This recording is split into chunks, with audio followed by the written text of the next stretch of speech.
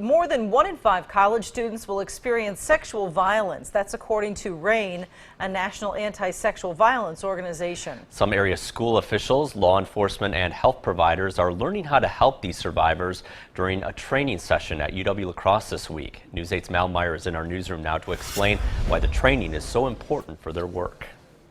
The 3-day training is being put on by the Wisconsin Department of Justice. The hope is that attendees will learn how to better work with other leaders in the community to best advocate for those reporting sexual assault.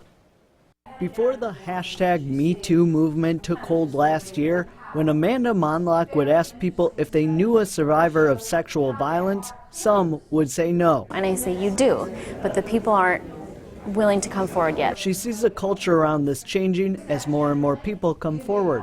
But with visibility also comes repeated trauma. I think between Facebook, the news, other forms of social media, we are inundated with all this information. Not only are survivors overwhelmed with hearing other people's stories, they're also catching people's reactions. They can be very victim blaming, saying, well, they shouldn't have done that, and he didn't do this. And so survivors are hearing that, and they personalize that. That's why it's so important to have these trainings for the providers that survivors turn to in crisis. Working together and being able to do a very thorough investigation is key to a victim's ability to get through this traumatic time. Among other topics, attendees are learning about victim behaviors after an assault, like pretending everything is okay. It shouldn't be used to discredit the victim.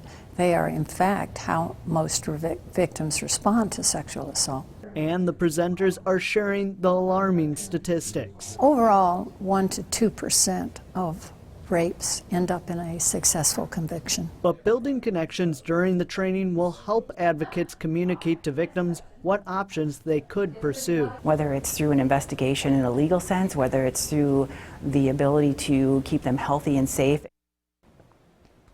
Some of the other speakers will be talking about consent, gender-based crimes, and techniques to interview traumatized victims. Martha?